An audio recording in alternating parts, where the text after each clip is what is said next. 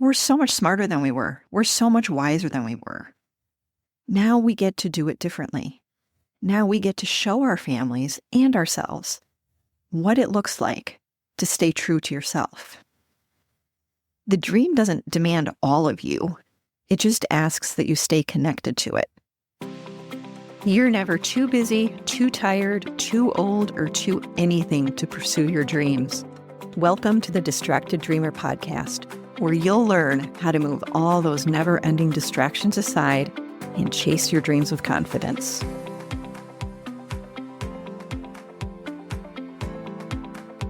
Hello, how are you? Welcome back to the Distracted Dreamer podcast. I'm your friend and host, Carlene. And if this is your first time here, welcome to the Distracted Dreamer family. And you've landed on this episode, and I believe there's a reason for that. Either you need to hear this, or there's a special woman out there that you know that needs to hear this. So be sure to share this with that special someone. Now, today's episode is for anyone who's ever felt like you finally got your footing. You're finally dusting off those dreams because your family is all grown up now. You have space and energy and excitement, and you feel like this is it. This is my time. But there's this tug at your heart, and you're thinking, what if my dreams are too big?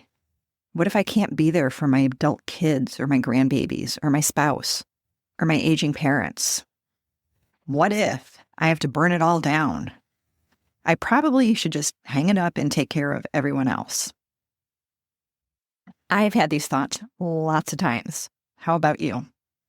Does this feel all too familiar to you? Well, then you know what this is all about.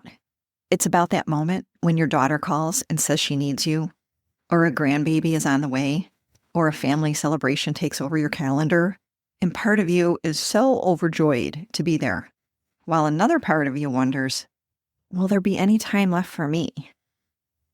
So today, we're going to get a grip on what is going on and how we can approach this special time in our lives where we're going through a rebirth of sorts, and it seems that everyone we care about is also going through big life changes. How do we embrace all of it without losing ourselves in our dreams?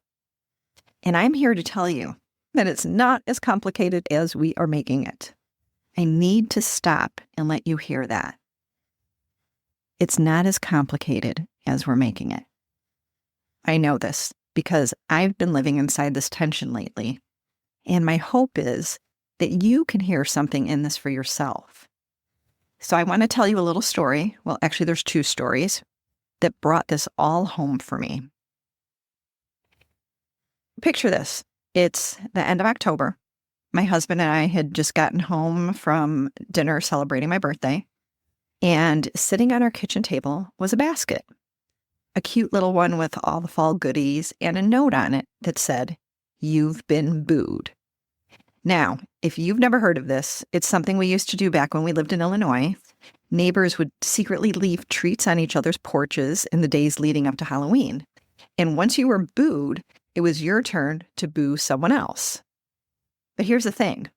We were still new to our neighborhood here in Tennessee. No one knew us yet. So I was standing there like, who would have done this? Curious, I opened the card, and it was a poem, very playful and creative, totally in the Halloween spirit. And I just have to share this really creative message from our middle daughter, Amanda. Okay, the front of the card said, "You've been booed. This is not a trick, but rather a treat."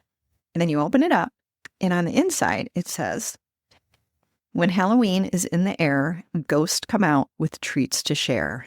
Read along if you dare, but know there's a secret that needs much care. Do not fear, I will make it quite clear. Something's been brewing, but is not yet here. The wait is over, the time is near. I've come to share.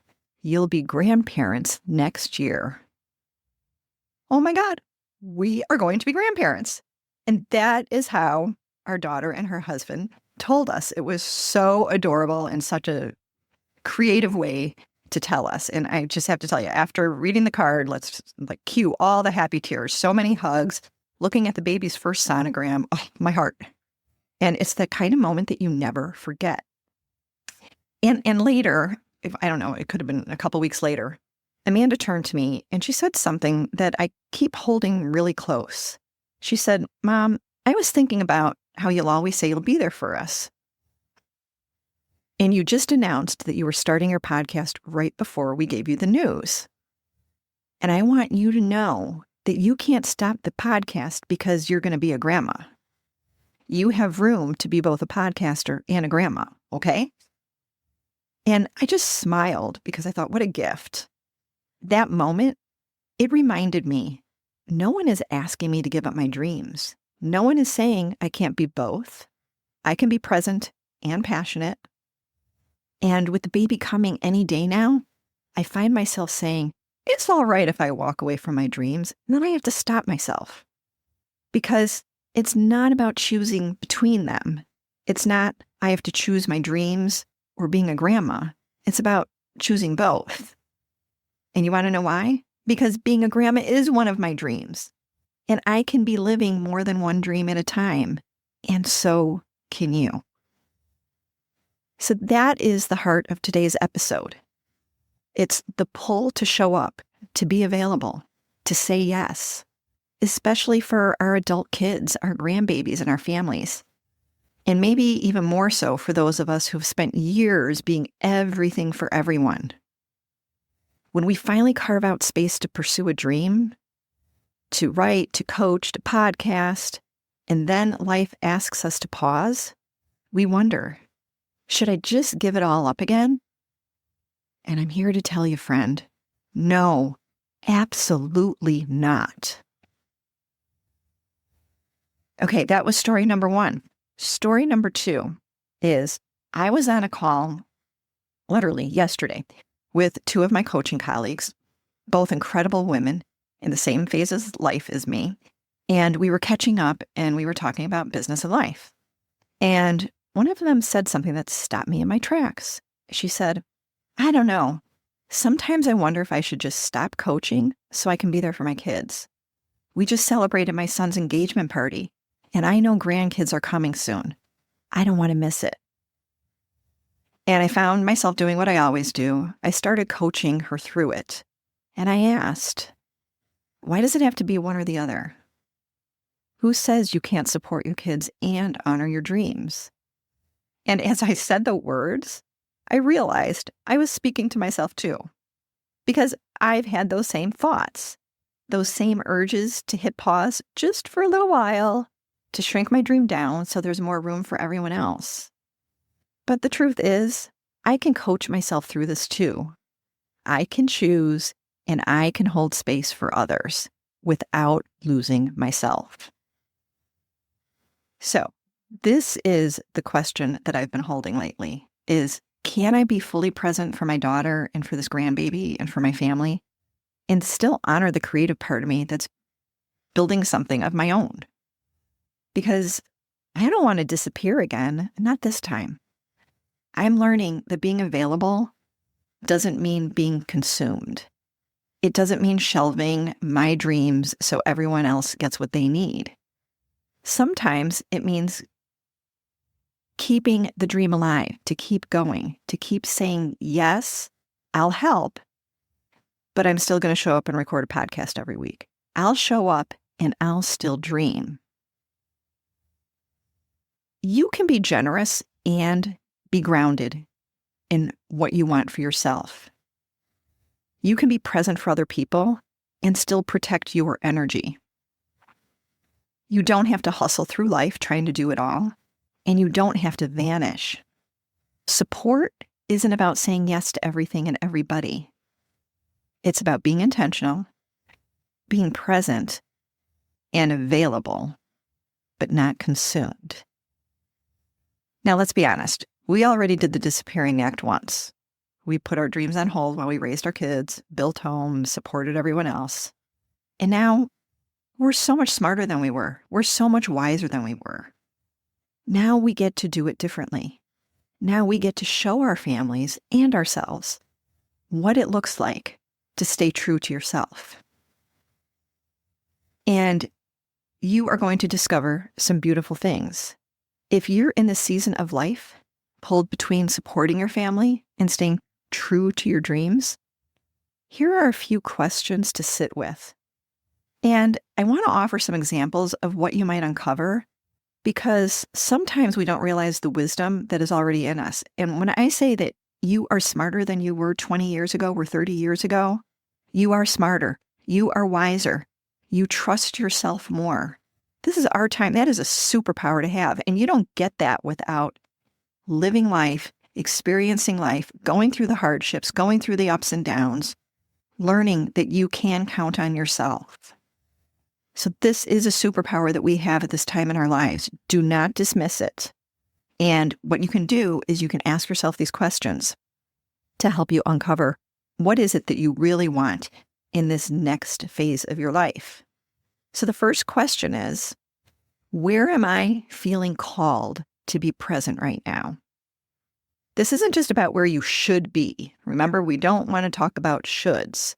It's about tuning into yourself, what feels meaningful to you. And so here are some things that you might discover when you ask yourself the question, where am I feeling called to be present right now?